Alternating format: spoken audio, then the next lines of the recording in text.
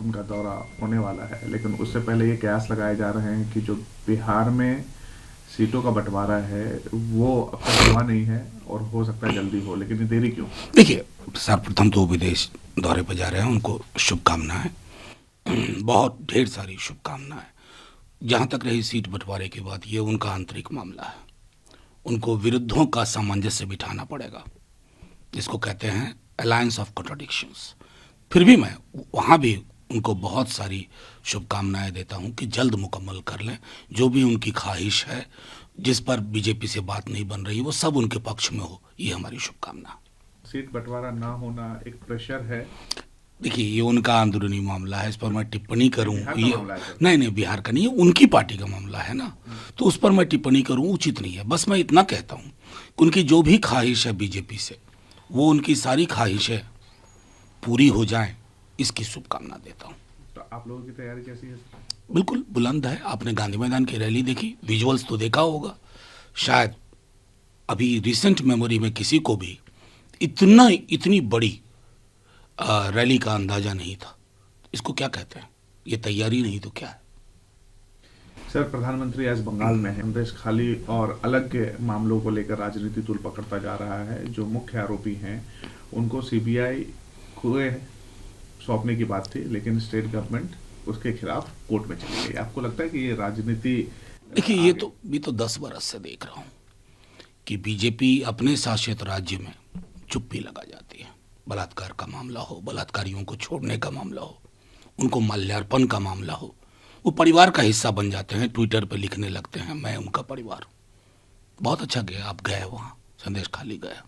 मणिपुर बहुत दूर नहीं है प्रधानमंत्री जी, वहाँ से जार जार रो रहा है आंसू। मणिपुर की ये एक बार हीलिंग टच दे आइए। आप असफल हुए बुरी तरह। सर, एक सिटिंग जज थे जिन्होंने अपने इस्तीफा दिया। अब कयास है कि वो बीजेपी ज्वाइन करेंगे। क्या नहीं, कोई कयास नहीं है। उन्होंने तो कहा कि बीजेपी भी मेरे संपर्क में थी, मैं भी बीजेपी के संपर्क में हूँ। मुझे अरुण जेटली जी आज याद आ रहा है। उन्होंने बड़ी सख्त टिप्पणी की थी कि जजेज पोस्ट रिटायरमेंट, पोस्ट पद के लिए प्री रिटायरमेंट क्या जजमेंट देते हैं उसकी समीक्षा होनी चाहिए। ये व्यक्ति के प्रति रुझान में थे, इनके सारे ऑब्जर्वेशंस, जजमेंट्स की एक बार समीक्षा होनी चाहिए। और मैं तो माननीय सर्वोच्च न्यायालय, एपेक्स कोर्ट को कहूंगा कि साहब ये ठीक नहीं है संदेश। कोई तो कूलिंग ऑफ पीरियड रखिए कि आज इस्तीफा किया, कल बीजेपी का पटका पहन लिया, पूरे न्यायतंत्र से लोगों का भरोसा उठ जाएगा। कहाँ का पंच, कहाँ का परमेश्वर। सर, जो किसान की मांग है उस पर बातचीत हुई, लेकिन उनकी मांग मानी नहीं गई। दिल्ली आने पर भी रोक लगा दी गई है। अब यह है कि वो दिल्ली मार्च के लिए कुछ करें। देखिए, क्या विकल्प छोड़ा आपने किसानों को?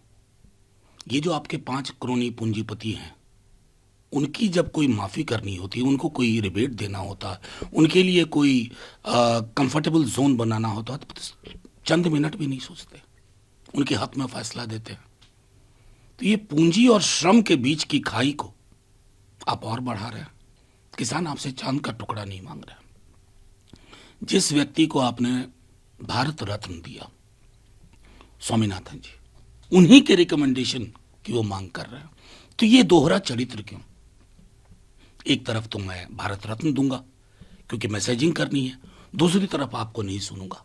ये हठधर्मिता, ये अहंकार बड़े बड़ों को लील गया है। अब तो क्या है? सर, डीएमके पार्टी और तमिलनाडु से 2 खबरें आ रही है। राजा का बयान है जो ये कहते हैं कि हम देश को नहीं मानते और न ही जय श्री राम को मानते हो, न भारत माता की जय को मानते। देखिए, उस पर हमारे नेता प्रतिपक्ष तेजस्वी जी ने कल स्पष्ट तौर पे कह दिया, किसी व्यक्ति की अलहदा राय को हम नहीं स्वीकार सकते ना, हम इसके पक्ष में नहीं। और हम लगातार ये बात कह रहे हैं कि लड़ाई रोजगार की है, लड़ाई महंगाई की है, लड़ाई पब्लिक सेक्टर को बचाने की है। धर्म, कर्म, धर्म व्यक्तिगत आस्था की चीज है। व्यक्तिगत आस्था की चीज चुनाव का मुद्दा नहीं होना चाहिए।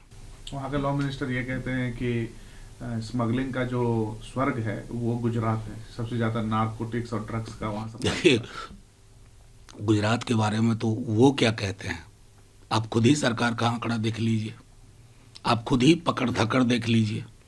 मुंद्रा पोर्ट की जो खबरें हैं, एक बार स्कैन कर लीजिए, फिर पता चल जाएगा।